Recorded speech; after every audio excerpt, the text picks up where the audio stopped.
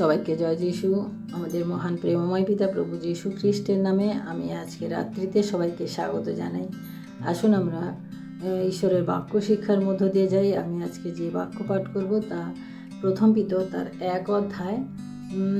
3 অধ্যায় 1 থেকে 10 পদ পর্যন্ত।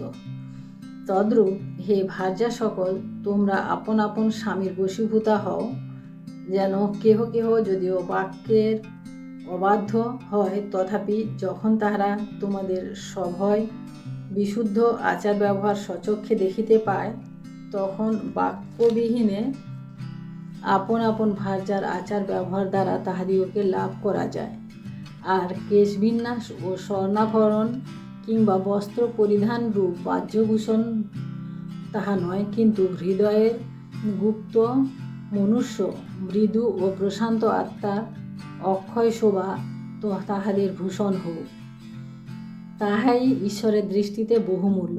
কেননা পূর্বকালের যে পবিত্র নারীগণ ঈশ্বরে প্রত্যাশা রাখিতেন, তাহারাও সেই প্রকারে আপনাদিগকে ভূষিত করিতেন, আপন আপন স্বামীর বশীভূত হইতেন, যেমন সারা অব্রাহামের আজ্ঞা মানিতেন, নাথ বলিয়া তাহাকে ডাকিতেন। তোমরা যদি সদাচরণ করো ও কোনো মহাভয়ে ভীত না হও, তবে তাহারই সন্তান হইয়া উঠিয়াছ। তদ্রূপ হে স্বামীগণ, স্ত্রীলোক অপেক্ষাকৃত দুর্বল পাত্র বলিয়া তাহাদের সহিত জ্ঞানপূর্বক বাস করো। তাহাদিগকে আপনাদের সহিত জীবনের অনুগ্রহের সহাধিকারিণী জানিয়া সমাদর করো, যেন তোমাদের প্রার্থনা রুদ্ধ না হয়। অবশেষে বলি, তোমরা সকলে সমমনা, পরদুঃখে দুঃখিত, ভাতৃপ্রেমিক, স্নেহবান ও নম্রমনা হও। মন্দের পরিষদে মন্দ করিও না, নিন্দার পরিষদে নিন্দা করিও না, বরং আশীর্বাদ করো, কেননা আশীর্বাদের অধিকারী হইবার নিমিত্তই তোমরা আহূত হইয়াছ।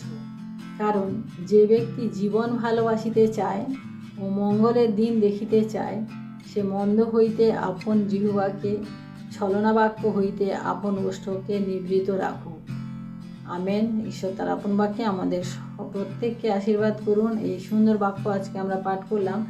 আমরা এখানে দেখলাম যে প্রথমে নারীদের ব্যাপারে বলা হয়েছে যে ঈশ্বর, আমরা দেখি যে যখন আদিতে ঈশ্বর আদমকে তৈরি করেছিলেন এবং তিনি দেখেছিলেন যে আদমের একা থাকা ভালো না, তাই তিনি তার জন্য হাওয়াকে তিনি তৈরি করেছিলেন। এবং সেটা আমরা দেখি যে ঈশ্বরের বাক্য থেকে আমরা তা দেখলে বুঝতে পারবো যে তিনি হাওয়াকে আদমের পাঁজর থেকে নিয়ে তিনি হাওয়াকে সৃষ্টি করেছিলেন। তাই এবং তিনি বলেছিলেন যে মনুষ্য আজ থেকে দুজনে আলাদা নয়, তারা কিন্তু একাঙ্গ হয়ে থাকবে। এইভাবে মানে পিতামাতাকে তারা নিজের পিতামাতাকে, এখানে আমরা বাইবেলের বাক্য দেখি যে আদি পুস্তক তার 2 অধ্যায় আমরা 23-24 পদ পাঠ করি। তখন আদম কহিলেন, এবার হইয়াছে, ইনি আমার অস্থির অস্থি ও মাংসের মাংস, ইহার নাম নারী হইবে, কেননা ইনি নর হইতে সংগৃহীত হইয়াছেন। কারণ মনুষ্য আপন পিতামাতাকে ত্যাগ করিয়া আপন স্ত্রীতে আসক্ত হইবে এবং তাহারা একাঙ্গ হইবে। ওই সময়ে আদম ও তাহার স্ত্রী উভয়ে উলঙ্গ থাকিবে। এবং যাই হোক, আমরা 24-24 পাঠ করলাম। আমরা এখানে দেখি যে ঈশ্বরের বাক্য এইভাবে নারীকে তিনি তৈরি করেছেন, এইভাবে নারীকে তিনি এনেছেন, কারণ তার অনুগ্রহ এবং দয়া ছাড়া কোনো কিছুই সম্ভব নয়।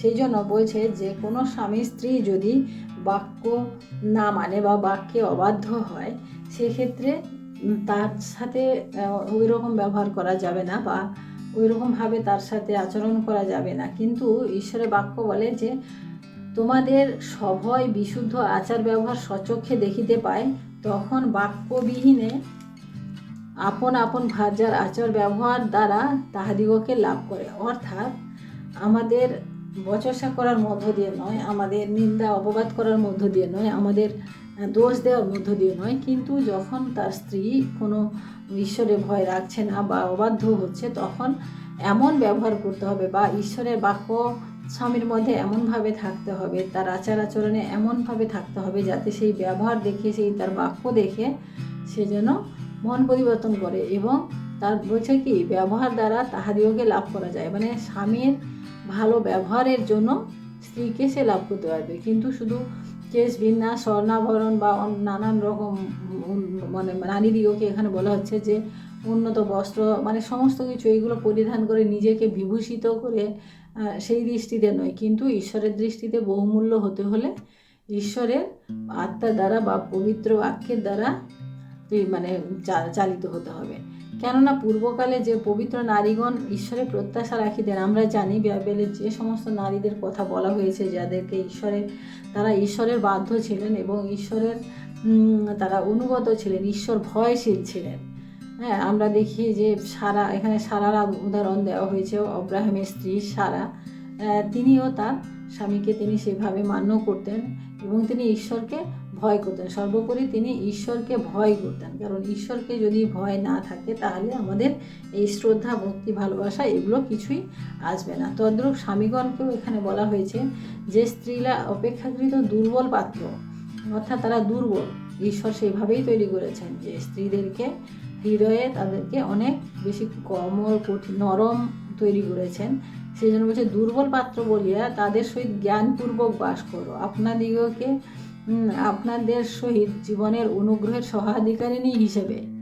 স্ত্রী জানে না বলে তাকে অবহেলা করলে চলবে না, কিন্তু তার সাথে বলছে যে সেইভাবে ব্যবহার করো যাতে তোমার প্রার্থনাটা রুখে না যাবে, যাতে তোমার প্রার্থনা বন্ধ না হয়। কারণ প্রতিদিন যদি তুমি কলহ করো, প্রতিদিন যদি তুমি প্রতিদ্বন্দ্বিতা করো, তাহলে কী হবে, তোমার প্রার্থনা তুমি ঈশ্বরের কাছে জানাতে পারবে না। সেই জন্য বলছি যে সহাধিকারিণী, যেরকম ঈশ্বর চেয়েছিলেন বা যেভাবে ঈশ্বর দিয়েছিলেন সেইভাবে আচরণ করতে বলা হয়েছে। এবং অবশেষে কিছু বাক্য বলা হয়েছে, আমরা এখানে 8 পদ থেকে 10 পদ পাঠ করলে আমরা পাবো।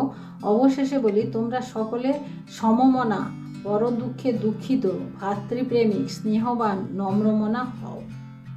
অর্থাৎ ঈশ্বরের বাক্য একটাই বলে আমাদিগকে নম্র হতে, আমাদিগকে মানে ঈশ্বর ভয়শীল হতে, আমাদিগকে স্নেহবান হতে, আমাদিগকে প্রেমিক হতে। ঈশ্বর আমাদিগকে এইভাবে চান। তাই আমরা যেন যদি এইভাবে থাকি তাহলে আমাদের সমস্ত কিছু বিবাদ, সমস্ত কিছু মানে অশান্তি, সব কিছুর সমাধান সম্ভব। বলছেন যে মন্দের পরিশোধে মন্দ করিও না, অর্থাৎ যদি কেউ আমার সামনে মন্দ করে, খারাপ করে, তার জন্য আমাকেও মন্দ করতে হবে, খারাপ করতে হবে, সেরকম কথা নেই, সেরকম করা চলবে না। নিন্দার পরিশোধে নিন্দা করিও না, বরং আশীর্বাদ করো, কেননা আশীর্বাদের অধিকারী হইবার নিমিত্তই তোমরা আহত হইয়াছ। অর্থাৎ আমাদিগকে ঈশ্বর এই জন্য মনোনীত করেছেন যে তিনি তার মতো করে আমাদিগকে চেয়েছেন। কারণ ঈশ্বরকে আমরা দেখেছি যে যিশু যখন জগতে ছিলেন তিনি কিন্তু খুব আয়েস আরাম করে শান্তিতে ছিলেন তা নয়, তার পিছনে কিন্তু প্রচুর তাড়না ছিল, প্রচুর নিন্দা ছিল, প্রচুর অপমান ছিল। হ্যাঁ, সমস্ত কিছু কিন্তু তিনি সহ্য করে তিনি কিন্তু একটা কথাই বলে গেছেন যে পিতো তুমি এদেরকে ক্ষমা করো, কারণ এরা কি করছে জানে না। অর্থাৎ তিনি সব সময় তাদেরকে ক্ষমা করেছিলেন, যারা তার শত্রু, যারা তাদেরকে নিন্দা করতো, অপমান করতো, তাড়না করতো, তাদেরকে তিনি ক্ষমা করেছেন। সেই জন্য আমাদেরকেও ঈশ্বর চান যে তার মতো করে আমাদেরকে তৈরি করতে, তার শিক্ষা যেন আমাদের মধ্যে থাকে, তার বাক্য যেন আমাদের মধ্যে থাকে। আমরা যেরকম আমাদের গুরু হবে তার শিষ্য তো সেরকম হবে না, আমাদের গুরু যেভাবে আমাদেরকেও তিনি সেইভাবে তৈরি করতে চান। 10 পদে বলা হয়েছে, যে ব্যক্তি জীবন ভালোবাসিতে চায়, সে মঙ্গলের দিন দেখিতে চায়, সে মন্দ হইতে আপন জিহ্বাকে, ছলনা বাক্য হইতে আপন ওষ্ঠকে নিবৃত রাখো। অর্থাৎ আমরা যদি জীবন ভালোবাসি, আমরা যদি ভালোভাবে শান্তিতে থাকতে চাই, আমরা যদি ঈশ্বরের আশীর্বাদে পরিপূর্ণ থাকতে চাই, তাহলে মন্দ হতে তিনি দূরে থাকতে বলেছেন। অমঙ্গল যেন আমরা আমাদের জীবনে না দেখি, কারণ অমঙ্গল সর্বদাই সামনাসামনি ঘুরে বেড়ায়। শয়তান সবসময় আমাদের জীবনে অমঙ্গল নিয়ে আসতে চায়, শয়তান সবসময় আমাদেরকে ছলনার মধ্যে রাখতে চায়, শয়তান সবসময় আমাদিগকে মন্দ বাক্য, মন্দ কথা বলার জন্য উৎসাহ দেয়। কিন্তু ঈশ্বর আমাদেরও বলেন সেই সমস্ত, কারণ আমার সামনে আমাকে হয়তো কেউ খুব খারাপ করে বলে দিল, বকে দিল, এবং আমার মনও উসফুস করছে, আমাকে বলতে হবে, কিন্তু ঈশ্বরের বাক্য যদি আমার মধ্যে থাকে তাহলে আমি তাকে ক্ষমা করে দেব বা আমি তার কথায় কান দেব না। অর্থাৎ সে যদি খারাপ বলে তাহলে আমার একটাই প্রার্থনা থাকবে যে প্রভু তুমি এর মুখটাকে পরিবর্তন করো, এর যে মানে দুষ্টতার আত্মা এর মধ্যে রয়েছে তাকে তুমি দূর করো। আমরা এভাবে প্রার্থনা করতে পারি, কারণ এতে আমি ঈশ্বরের দৃষ্টিতে অনেকটা বেশি শান্তিজনক এবং লাভবান। কারণ ঈশ্বর আমাকে দেখছেন যে এই মেয়েটি আমার বা এই সন্তানটি আমার কথা মেনে চলে, আমার অনুগ্রহে থাকে। তাই প্রিয় ভাই বোনেরা, আমরা যারা আজকের এই বাক্য শুনলাম, আমরা প্রত্যেকে কেউ না কেউ নানান সমস্যার মধ্য দিয়ে যাচ্ছি, নানান মানে ঝামেলার মধ্য দিয়ে, সাংসারিক ঝামেলার মধ্য দিয়ে যাচ্ছি, কিন্তু আমাদের একটাই লক্ষ্য রাখা উচিত যে আমরা ঈশ্বরের বাক্যের দিকে দৃষ্টি রাখি। ঈশ্বরের বাক্য যদি প্রচুর পরিমাণে আমাদের মধ্যে থাকে তাহলে কিন্তু আমাদের সমস্যা সকল দূর হয়ে যাবে। কারণ সমস্যাকে আমরা যত ঘেঁটে বেড়াবো তত সমস্যা বৃদ্ধি পায়, কিন্তু সমস্যাকে আমরা যখন বন্ধ করে দিয়ে ঈশ্বরের বাক্যকে সেখানে আমরা নিয়ে আসব, তখন আমাদের সমস্ত সমস্যার সমাধান হয়ে যাবে এবং আমরা ঈশ্বরের সাথে আনন্দে শান্তিপূর্ণভাবে আমরা বসবাস করতে পারবো। তাই প্রিয় ভাই বোনেরা, আসুন আমরা আজকে রাত্রিতে প্রার্থনা করি। Hallelujah, hallelujah, hallelujah. মহান প্রেমময় পিতা, গৌরবের ঈশ্বর, প্রতাপের ঈশ্বর, তোমার মহানামের ধন্যবাদ প্রশংসা করি প্রভু। আজকে রাত্রিকালীন প্রভু তোমার এই সুন্দর বাক্যের মধ্যে প্রভু গো, আমরা যা শিক্ষা লাভ করতে পারলাম প্রভু, সেই শিক্ষা যেন আমাদের জীবনে আমরা ধরে রাখতে পারি। বিশেষ করে প্রভু আমি নারীদের জন্য বলবো প্রভু, যে সকল নারীরা প্রভু এখনও পর্যন্ত ঈশ্বরকে ভয় করেন না, ঈশ্বরের বাক্যকে মেনে চলতে চান না, অথচ স্বামী মেনে চলেন প্রভু, আমি তাদের জন্য প্রার্থনা করি প্রভু, তাদের হৃদয়কে তুমি পরিবর্তন করো, তাদের হৃদয়ে তোমার বাক্যকে স্থাপন করো, তোমার আত্মাকে তাদের মধ্যে স্থাপন করো প্রভু। কারণ একটা পরিবার শুধু স্বামীর দ্বারা চলে না, শুধু স্ত্রীর দ্বারা চলে না প্রভু, উভয়ের প্রার্থনাতেই একটা পরিবার তৈরি হয় প্রভু। সেই পরিবারকে তৈরি করার জন্য তুমি সাহায্য করো প্রভু, আশীর্বাদ করো প্রভু। কারণ তুমি যেভাবে চাও প্রভু সেইভাবে আমাদের জীবনে হোক প্রভু। কারণ শয়তান প্রতিনিয়ত আমাদেরকে খারাপ করার জন্য, খারাপ পথে নেওয়ার জন্য চায়, কিন্তু প্রভু তুমি চাও প্রভু আমরা একাত্ম এক মনা হয়ে যেন থাকি প্রভু। কারণ তুমি বলেছো যে জীবন ভালোবাসিতে চায়, মঙ্গলের দিন দেখতে চায়, সে মন্দ হইতে নিজের জিহ্বাকে, ছলনা বাক্য হইতে আপন ওষ্ঠকে রক্ষা করুক প্রভু। আমরা যেন সেভাবে করতে পারি প্রভু। তাই প্রভু আমার এই বিনতি প্রার্থনা তুমি শ্রবণ করেছো, গ্রাহ্য করেছো, আমি বিশ্বাস করি প্রভু। এবং যত ভাই বোনেরা আমার সাথে আজকে প্রার্থনার শুনছেন বা শুনবেন, প্রত্যেকের জীবনে তুমি কাজ করো, প্রত্যেকের মনকে তুমি পরিবর্তন করো, কারণ সমস্ত কিছুই আমাদের এই মনের মধ্যে রয়েছে প্রভু।